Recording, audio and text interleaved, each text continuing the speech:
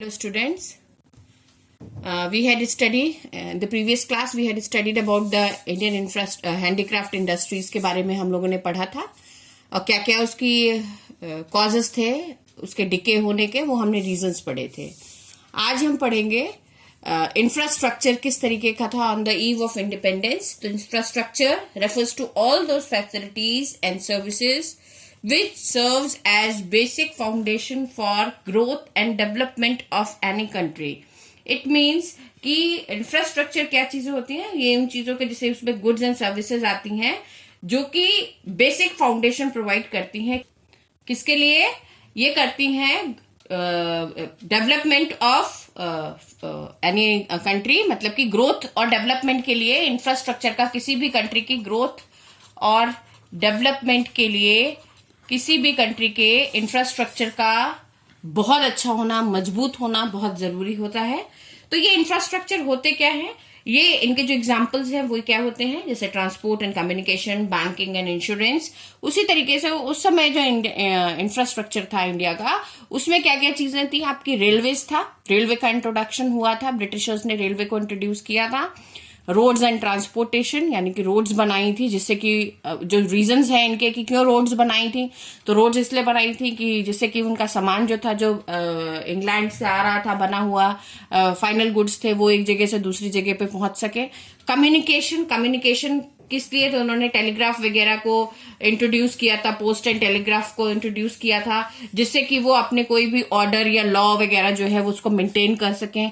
उसके साथ साथ वाटर ट्रांसपोर्ट का मतलब क्या हुआ कि स्वेज कैनाल से क्या हो गया था कि जो वाटर ट्रांसपोर्टेशन था, या पानी के द्वारा जो भी सामान जो था वो एक जगह से दूसरी जगह पर थ्रू द शिप्स चला जाता था।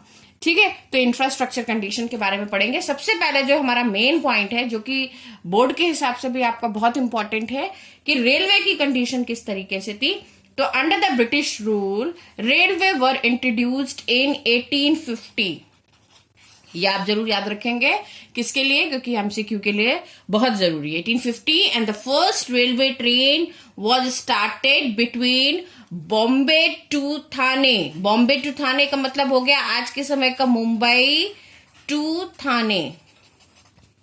ठीक है, और इनका जो टोटल डिस्टेंस था वो था 34 kilometre. It means first time जब इंट्रोड्यूस हुई 34 किलोमीटर के लिए, सबसे पहले गई कब?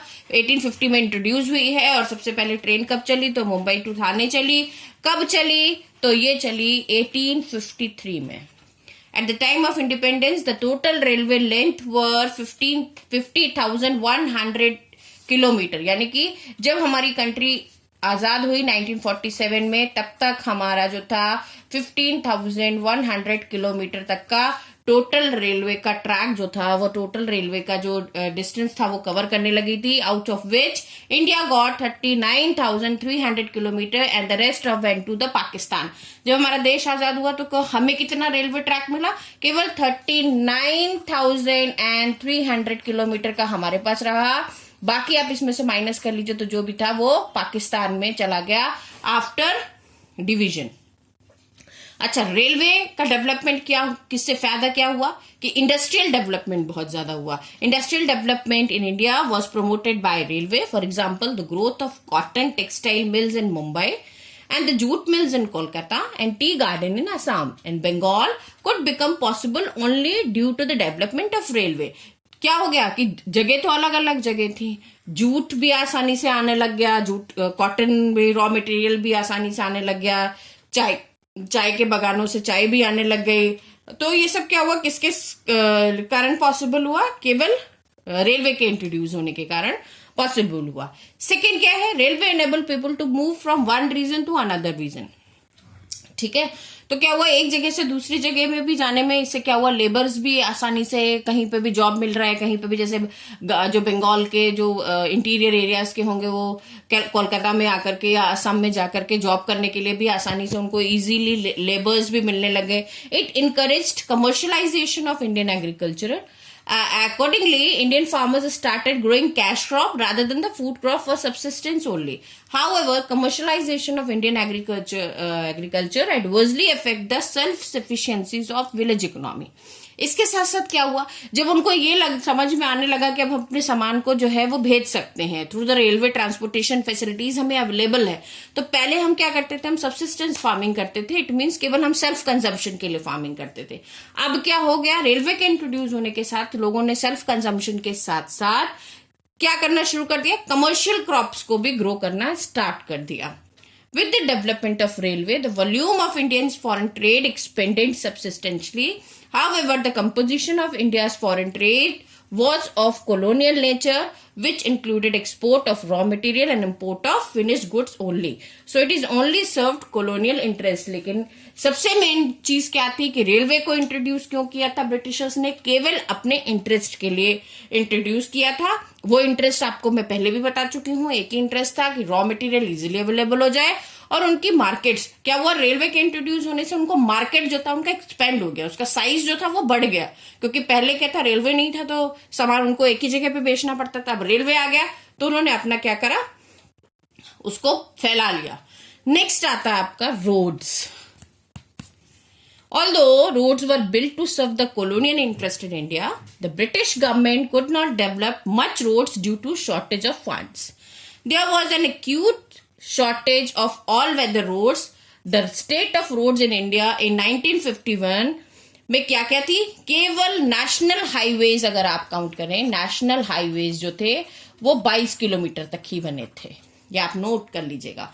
स्टेट हाईवेज जो थे वो कितने बने, स्टेट हाईवेज बने केवल 43 किलोमीटर, उस समय की बात बता रही हूं मैं आपको। और अदर रोड्स यानी कि कनेक्टिंग रोड्स जो बनी उस समय वो बनी केवल 335 किलोमीटर्स।